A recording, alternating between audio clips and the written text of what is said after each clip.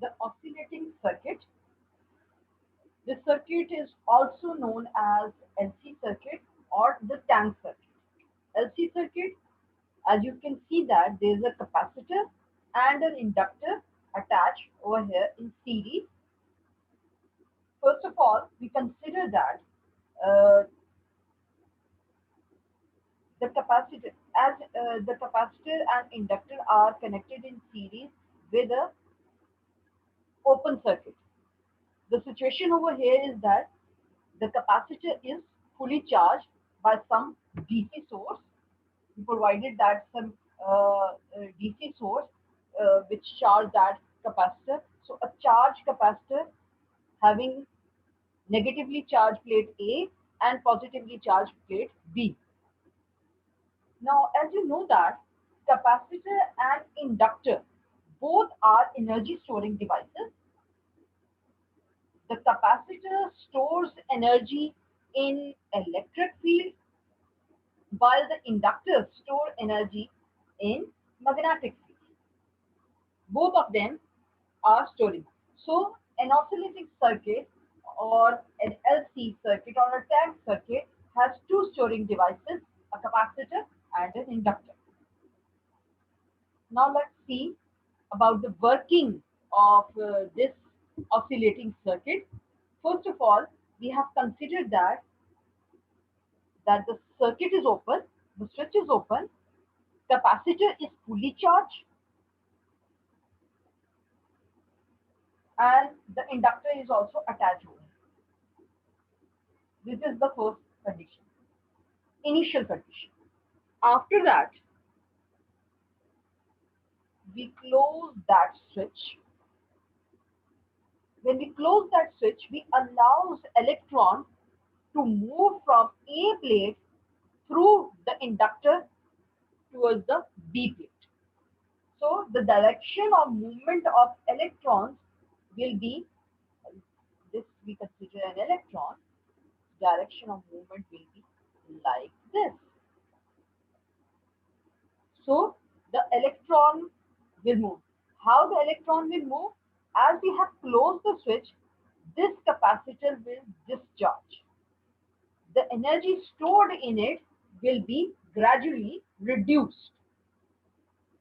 Now, if the capacitor is discharging, it will allow electrons, that is the excess electrons present over here at the A plate, to flow through this inductor and reach at this the plate B. So the electrons are transferred from A plate to B plate during the discharging of this capacitor, and this discharging occurs through this inductor. Now, when this capacitor is discharged, this discharge capacitor through inductor, it will produce a magnetic field. A magnetic field around an inductor. This magnetic field around an inductor is due to the self-induction of the capacitor. It is due to the self-inductance of the inductor. You can see the direction of the magnetic field produced over here. Now, the magnetic field produced over here, it is due to the self-induction, the EMF induced in this coil, that is of the inductor, when the electrons are discharged through this inductor, magnetic field is established across this inductor, and when the magnetic field is established and EMF is induced, this induced EMF, because there is a change in current. First of all, when the circuit was open, no current was flowing through that inductor. When the current start to flow, due to the flow of electron, due to the discharging of the capacitor, there comes a change of current across this coil. And this change of current will induce an EMF, and this EMF will establish a magnetic field around this inductor.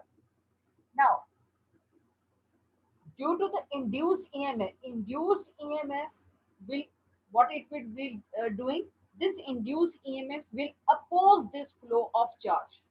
So, when induced EMF is established, is produced, it will oppose the flow of charge. And how it will oppose the charge? It will slow down the process of the flow of electrons. The discharge process will be slowed down until a state comes when this capacitor becomes fully discharged. And during the discharge, when uh, there was a when we have early considered that this capacitor was fully charged, having positively charged plate B and negatively charged plate A, so it has a maximum electric field. As you know that whenever there is a separation of charge, there establish a electric field. So due to the flow of electrons through the inductor, this electric field reduces, and this reduces to zero when all the excess electrons can be transferred from A plate to B plate through the inductor L. When this electric field becomes minimum, that is equal to zero, this inductor will become at maximum level. It will further, now there is a decreasing flow of charge. This EMF induced will allow more electrons, that is not excess electrons have been transferred to B already. uh, it will allow more electrons from the A plate to be transferred to the B plate. So gradually a situation will come when this B plate will become positively charged, and when it will become positively charged, then there is again a situation that the capacitor has been fully charged but in an opposite direction. Again electric field is established, and it will remove the magnetic field around the inductor. Once the capacitor is again fully charged, it will remove the magnetic field around the inductor. Now, what would happen? At this state, electric field is at maximum value, while magnetic field is at minimum value. It has been removed.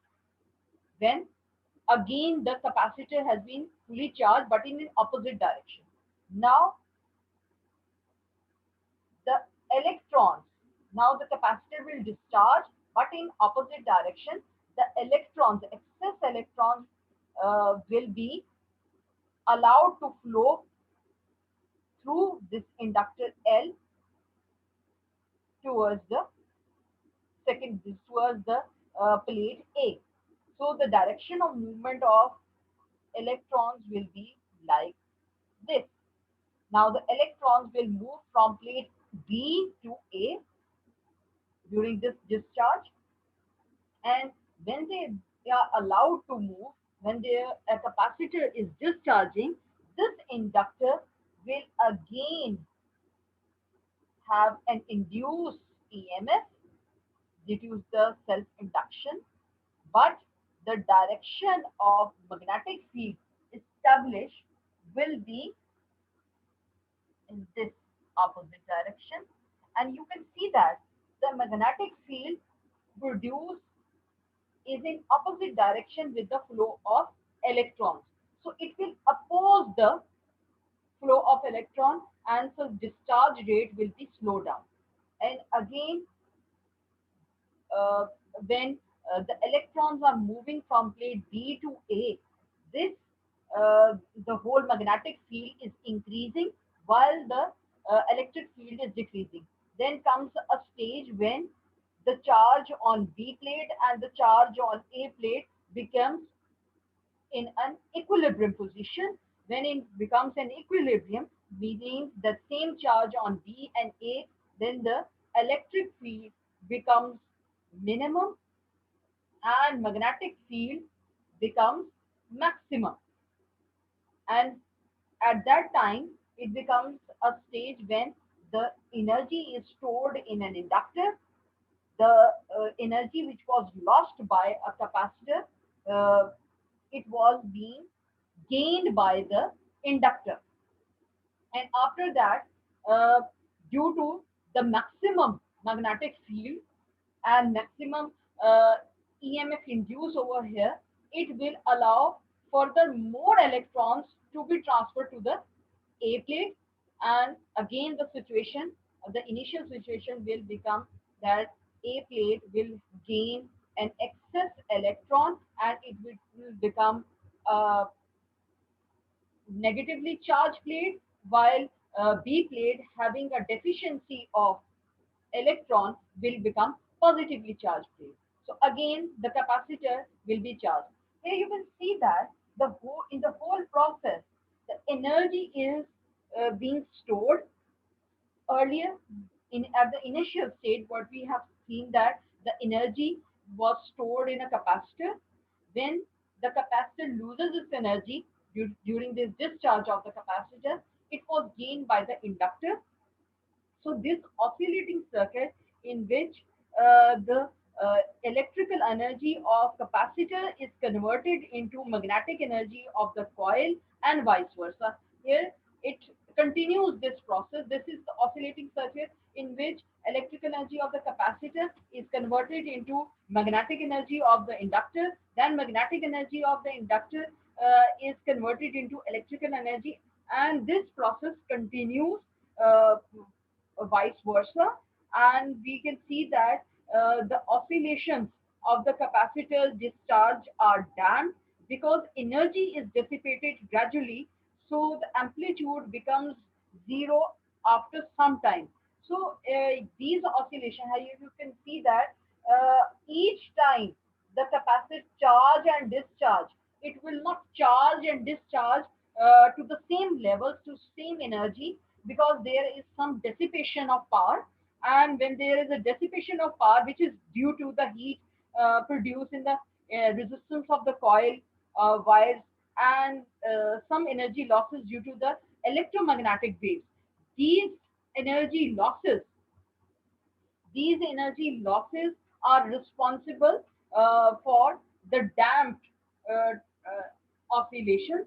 And you can see that the this loss subtracts energy from the circuit, with the result that the current circuit decreases gradually till it becomes zero.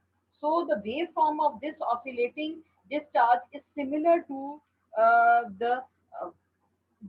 to the damp oscillations. We can see that.